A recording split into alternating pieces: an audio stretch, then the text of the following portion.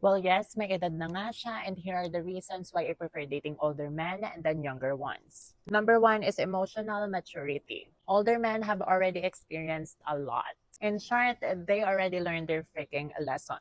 Therefore, if he decides to date you or to choose you, ang laking compliment nun because it means he is sure of you. Hindi ka na parte ng pagbibinata or character development era niya. In fact, you will be the reward sa lahat ng napagdaanan niya. Number two is communication over games.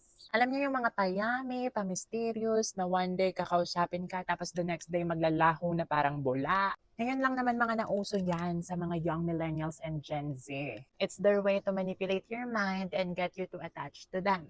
Now, when it comes to the mature ones, trust me, they would rather communicate than to play games. Why? Because they don't want to waste their time anymore. Meron silang career na inaalagaan at pinagkakaabalahan at hindi ganyan ka-toxic yung nakasanayan at nakalakihan nilang dating scene. If they like you, you will know. If they don't, you will also know. And that is so much better kaysa asa ka ng asa sa walate. Number three, stability is sexy. At uunahan ko na kayo, no, I'm not just talking about money. Oo, pwedeng kasama na yon, pero hindi lang naman money ang nagbibigay ng stability sa isang tao, but also experiences te. At ang mga lalaki, pag may experiences plus wisdom equals to direction. Like I said kanina, older or mature men, ang dami na nilang napagdaanan, ang dami nang natutunan, they know what they want, they know who they are, and that's exactly what I want. I want to date someone who is a result of their experiences at hindi lang potential na sa utak ko lang naman nag-exist.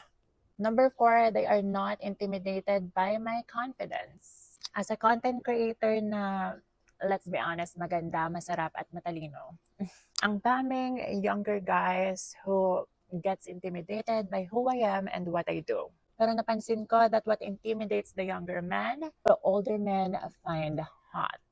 Why? Because they know na even though I'm younger, they could definitely learn things from me. So the tendency is they're not gonna be intimidated. They won't compete with me. In fact, they will stand beside me. Number five, they value quality time over chaos. Since it is clear to them who they are, klaro din para sa kanila kung sino magpaplano ng dates, magbabayad ng bill, at kung paano rumispeto ng oras. Kung para sa mga bata ngayon, ang tingin nila chaos or mga makabagong idea like 50-50 is exciting, older men knows that calmness and tradition will never be boring, but it is a true flex.